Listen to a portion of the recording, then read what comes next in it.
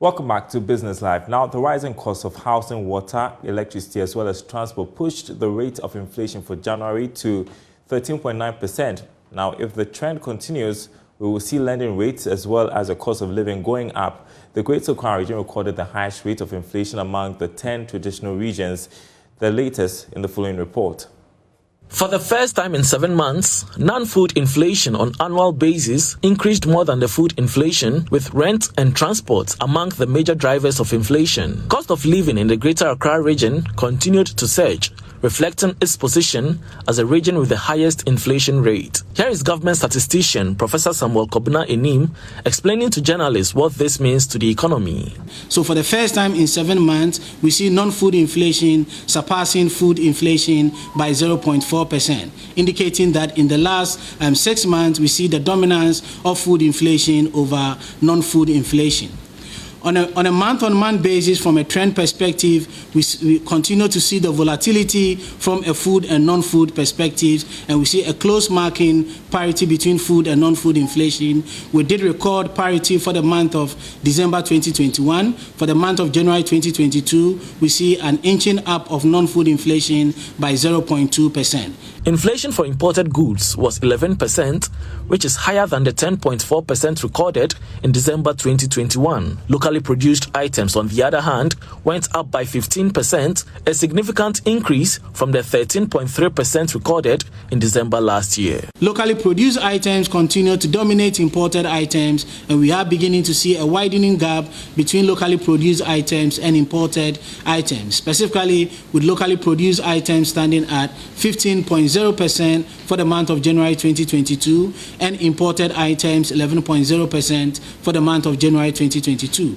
Greater Accra region has regained its lead in overall inflation with an inflation figure of 18.4%, which again is higher than the national average of 13.9%. Alcoholic beverages and tobacco, however, recorded a deflation during the period, whilst education registered the lowest rate of inflation.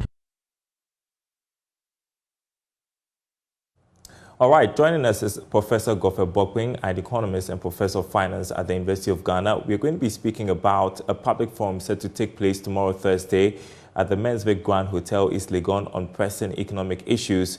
It's organized by Advocates for Christ Ghana and Economic Governance Platform. Joy Business is partnering. Welcome to you, Prof. I'm tempted to ask you first about the latest inflation figure reported by the Ghana Statistical Service. What does this signal? A rate of 13.9% in January. Yes, good evening, and good evening to your cherished viewers. I think a lot of things are becoming more clearer and real to us in terms of the challenges that the economy is going through, and the fact that inflation is eating up. That is largely expected because of certain development in the economy. And essentially the fact that we are recording inflation practically outside the upper band of the target of the Bank of Ghana. And so what can be done to ensure that, or to make sure that the rate comes down? You want to look at the triggers, non-food inflation, that is eating up, and then also food inflation, and see the underlying pressures. So overall, in terms of economic management, I think there's a lot that we have to do, because once we do well, it will reflect in this year. All right, so that takes us to the reason we asked you to be with us this evening. Tomorrow's forum, which Joy Business is partnering, e-levy, IMF, or what? Certainly highlighting the dilemma the country is in at the moment. There's been a lot of conversations in the past few days concerning the state of our economy following Moody's downgrade. And the focus of tomorrow's forum will be finding a sustainable solution or sustainable solutions to our debt crisis. Where do we start from? That's quite interesting. We've been here a number of times. And probably this may not be the last time if we continue to do the same thing that we have been doing. And I think and the fact that we are discussing this subject matter at this time does not suggest that we have something against government or so, but the fact that there's a legacy dimension, the structural issues needs to be addressed. And if you look at the public space, even from government analysts and all of that, people are trying to put the e-levy side by side the IMF. Should we go to the IMF because of fiscal indiscipline? Is it more revenue that we need or whatever? So the idea is to provide this forum where experts come to look at this objectively. And at the end of the day, we make some practical recommendations in terms of the way forward. Well, speak about recommendations. I think, that's my point of view, I think the government knows what to do, but it looks like there is no will to do it. I mean, we've talked about these issues, we've talked about the solutions. So what's going to change after this conversation? Some of the things that we've told them or that they know to do and they are not doing, it bears repeating. There are new other things that we feel that must be done that will come on board. And then also we have to be able to develop some kind of benchmarks with clear timelines.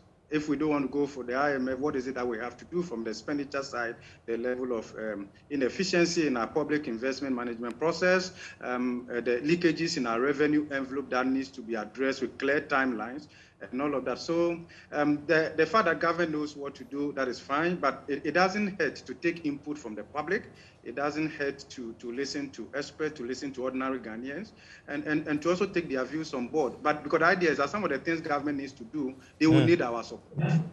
They will need our support. Well, that's true as well. And you're going to be speaking specifically on the topic of whether or not we should divorce or have a divorce with the IMF. That topic has certainly been on the table in the last couple of days as well, following the Moody's downgrade. Without giving away so much from tomorrow's presentation, what is your standpoint on this matter? Well, if you look at the number of times Ghana has been to the IMF, it's almost predictable that our next program is a matter of when, not whether it will come on or not. So, but the fact that we've been there 16 times in terms of program support, and then when you examine the data, you get understanding that the issues that take us to the IMF is very similar from what happened in 2014, for which reason government went to the IMF. It's also quite similar to what happened under Dr. Kwame Nkrumah in 1965, for which reason he made a first approach to the IMF, even though he rejected the program after it was approved. So you realize that there are structural things that have been with us since independence, and we have not been able to address them. So, and if we fail to do that, then we have to, it will be exceptional to expect a different outcome. I personally do not think that the IMF should be our first resort, right? As a country, I mean, if after 60-something years of independence, we are incapable of managing our affairs and the level of inefficiency and corruption that we have accommodated, I think it's quite sad. But the point is that when all other options fail, then it's worth considering that. And interesting you point out, it's a matter of when. And so who are the other speakers we're expecting at tomorrow's forum? Country representative will be joining us tomorrow in terms of the role of the IMF. I mean, in crisis moments like this, I mean, the IMF, others will tell you that it was also set up for reasons like this, among many other reasons. And they've been quite supportive. If you look at Ghana's engagement with the IMF, certain structural reforms that we are proud of today, some of them have come from our engagement with the IMF and all of that. So it will be good to hear their perspective from that angle. And certainly one key issue that has remained with Ghanaians since the 2022 budget presentation has been the e-levy. So I think it will be good to then know a little bit more about that, also from the Ministry of Finance perspective. And Honorable Dr. John Kumar has agreed to join us at the forum to share their perspective and why perhaps this is being proposed as a cornerstone to domestic revenue mobilization. But it's also good to hear from other alternative views in terms of the e-levy and in its current form and how it should have been structured. And so we all make progress that we can be proud of in a way that is more progressive. We all do recognize that we need to generate a little bit more revenue because our tax effort perhaps is one of the lowest among our peers in sub-Saharan Africa. That is unacceptable. But the way to scale up our revenue generation must be progressive and must meet certain basic requirements of equity, fairness, inclusiveness, and all of that. So for now, I think that it will be exciting for you to listen, to join. So at the end of the day, Ghana comes out as a winner. And just before you go, is everyone invited who can make it to that place? Well, attendance is strictly by invitation, but it will be streamed live from your network. And we are very grateful to Joy FM for the partnership. And then, so certain selected organizations and individuals have been invited to be there in person, but we expect a majority of Ghanaians and those even outside the country to follow online. Thank you very much indeed. Professor Godfrey Bokpin there speaking to us ahead of the public forum on the sustainable solutions to Ghana's debt crisis, which Joy Business is partnering. He'll be one of the speakers. We'll stream that live for you to follow as well. Important conversation, especially during these difficult times.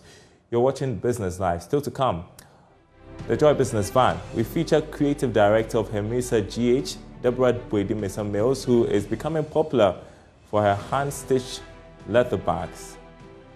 That story after this break.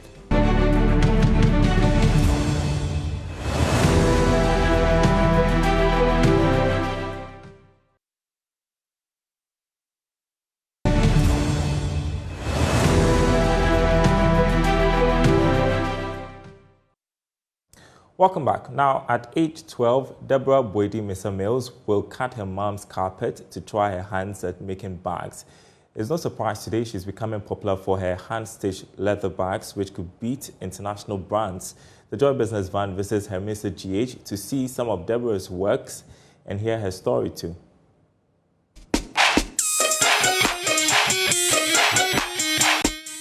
The Joy Business Van is brought to you by EcoBank, the Pan-African Bank, and MTN everywhere you go.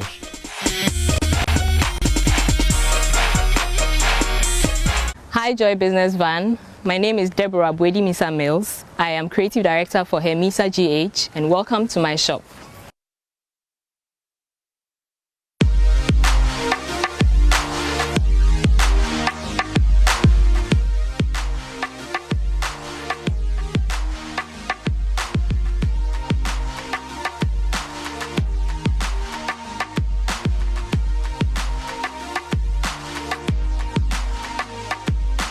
My love for bags, I think, started early. If I can remember, when I was about 11 or 12, I had the courage, and I don't know where it came from, but I cut my mother's linoleum carpet, and she mentioned that I said I was making a bag for church. And I think since then, it's been trying different things. My love for bags is just something that sometimes I don't even understand myself, but it gives me fulfillment, knowing that I can create something like a bag for work, for school, a laptop bag, any other thing that has to do with packaging. That pretty much sums up the story of Deborah Boedi-Mensah-Mills.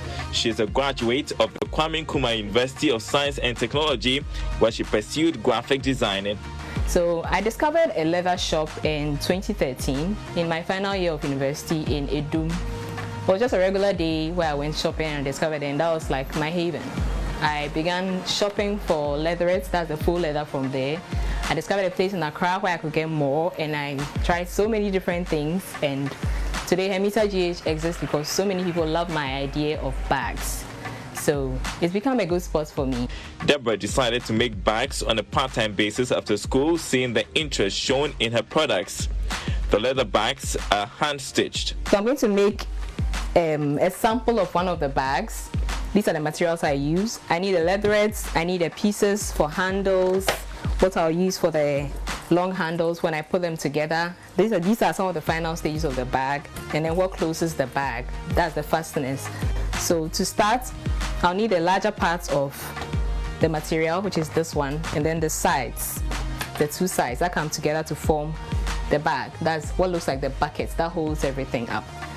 So I come here and I put this together, it has to be edge to edge, and then I have to start stitching and putting them together.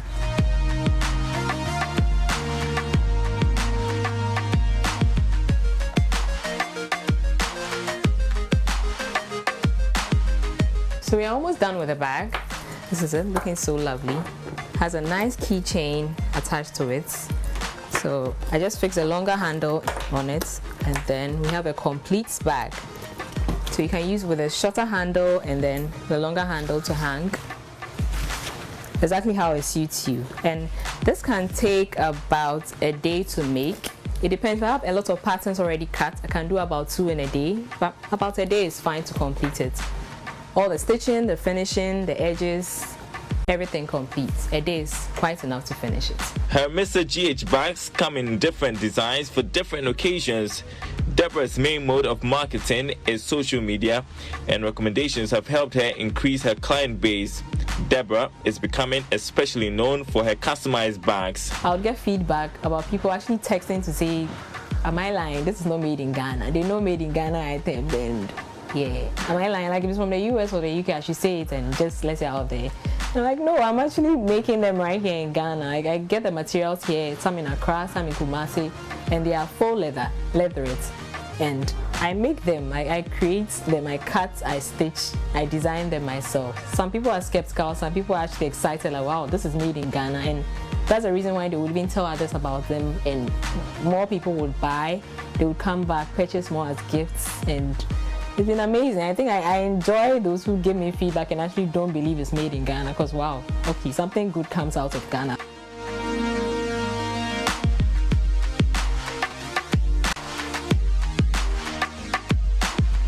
Some of the challenges I've faced, one of them is I find that people would like maybe a certain design, and then the challenge is with the material always being available.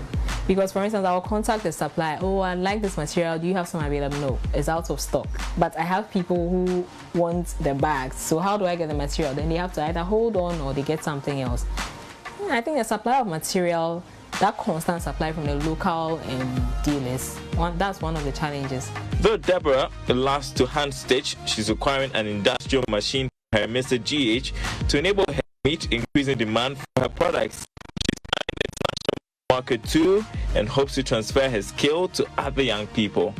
Well, I look forward to having myself in a position where I actually sell stuff on online shops that are outside, like looking forward to selling like on Amazon and one of those big platforms. Once we have that challenge solved of how to get items to people in good shape, not messed up, not having excuses about timing and all those things sorted, I look forward to it. Probably one space where, probably in the future too, I get a lot of inquiries about people asking if I teach.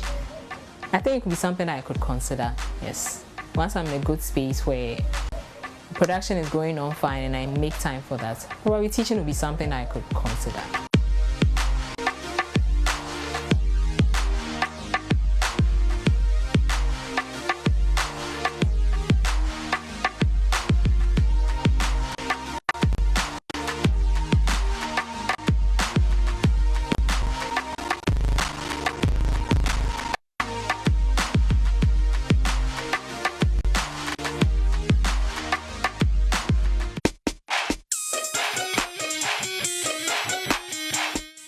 The Joy Business Van was brought to you by EcoBank, the Pan-African Bank, and MTN, everywhere you go. You can catch up on the day's latest headlines on our website, myjoyonline.com/business. More on the latest inflation rate and the breaking news today about the Ghana Airports Company MD Yakwakwa being sacked by the president. You can get up to date on that one on myjoyonline.com/business. My name is Darryl Kwab. Thanks for watching. We're back same time tomorrow.